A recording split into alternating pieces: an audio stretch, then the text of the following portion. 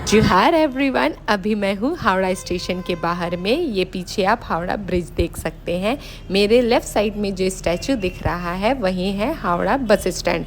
तो चलिए आज हम चलते हैं बिरला मंदिर कोलकाता, जो कि कोलकाता के बालीगंज में है।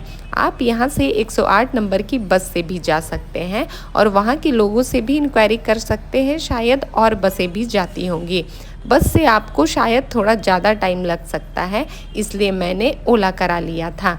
ऊबर में इसका प्राइस थोड़ा ज़्यादा था, ओला में इसका प्राइस 170 रुपया था और इन्होंने हमें 20 से 30 मिनट में पहुंचा दिया था।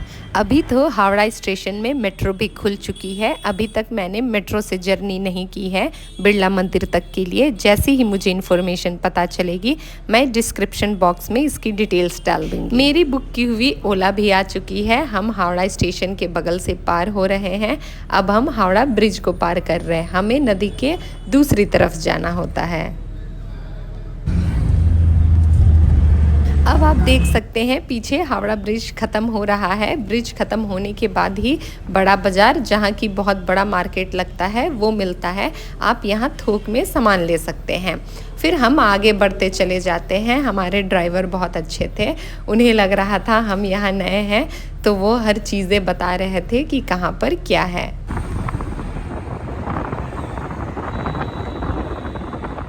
लगभग 20 से 25 मिनट गाड़ी में ट्रैवल करने के बाद फाइनली हम अपने डेस्टिनेशन को पहुंच गए और यही है बिरला मंदिर, जो कि है बालीगंज में। चलिए अब जल्दी से डिटेल्स में इसकी थोड़ी जानकारी ले लेते हैं। वैसे तो यह मंदिर भगवान कृष्ण और राधा रानी को समर्पित है, लेकिन इन दोनों की मूर्तियों के अलावे आपको इनके बगल में भगवान शिव और देवी दुर्गा की भी मूर्तियां मिलेंगी। जब आप मेन मंदिर से बाहर निकलिएगा इसके आंगन की तरफ, तो यहाँ पर आपको भगवान गणेश, भगवान हनुमान और भगवान विष्णु के 10 अवतार भी देखने को मिलेंगे। इस मंदिर में जन्माष्टमी का त्यौहार बहुत ही धूमधाम से मनाया जाता है।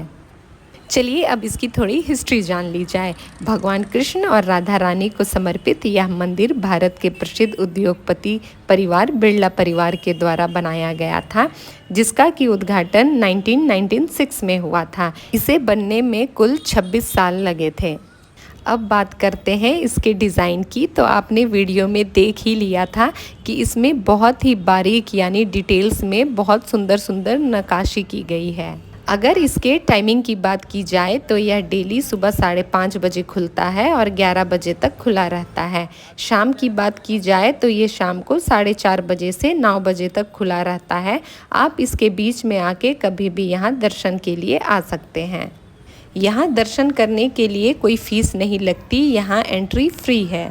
चलिए अब दर्शन के सबसे इम्पॉर्टेंट टिप्स आपको बता दिया जाए, जो आपके लिए बहुत इम्पॉर्टेंट है। सबसे पहला और इम्पॉर्टेंट पॉइंट है कि इस मंदिर के कैंपस में आपको फ़ोन और मोबाइल यूज़ करना अलाउ नहीं है। जी हाँ, आपने सही सुना। वैसे तो आपने बहुत सारे रील्स और वीडियोस में इस मंदिर को देखा है, लेकिन एक्चुअली में आपको कैंपस के अंदर फ़ोन और कैमरा यूज़ करना अलाउ नहीं है। आप अपने पॉकेट में रख सकते हैं। तो मेरा ऐसा मानना है कि आप किसी भी जगह पे जाते हैं तो उसके नियमों का थोड़ा पालन करें। आप मेन कैंपस के बाहर से ही फ़ोटोज़ और वीडियोज़ ले सकते हैं, जैसे मैंने लिए हैं। दूसरा पॉइंट है, आप अपने साथ कोई बड़ा बैग कैरी नहीं कर सकते हैं। सिर्फ लेडीज़ जो साइड बैग लेती है वो कैरी करना अलाउ है। इसके अलावा जैसे हम ट्रैवल करते टाइम पीठ में बैग लेते हैं या जर्नी बैग्स लेते हैं, वो अंदर ले जाना एकदम मना है। तो अगर आप अपने बड़े बैग के साथ वहाँ जाते हैं तो इसकी जिम्मेदारी आपकी ही होती है।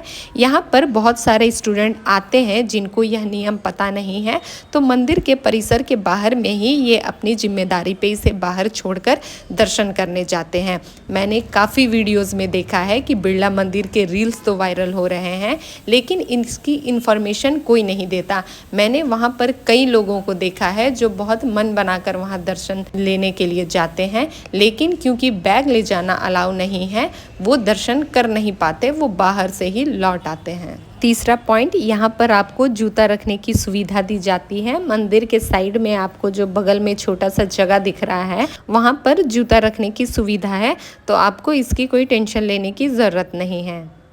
चौथा पॉइंट, क्योंकि मंदिर शाम को 4:30 बजे खुलता है और बहुत लोगों को जानकारी नहीं होती तो वो थोड़े पहले ही चले जाते हैं, तो मंदिर के इधर लेफ़्ट साइड में यहाँ पर लाइन लगी जाती है।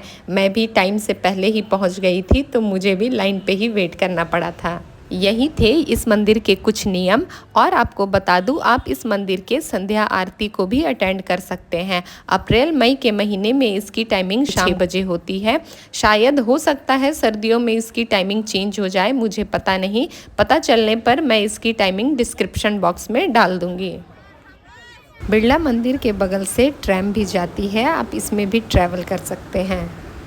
संध्या आरती लगभग 6:30 बजे ख़त्म हो जाती है। उसके बाद आप आसपास में कहीं स्ट्रीट फूड खा सकते हैं, या तो यहाँ आसपास कई मॉल भी है जैसे क्वेस्ट मॉल और हल्दीराम, आप यहाँ भी खाना खा सकते हैं।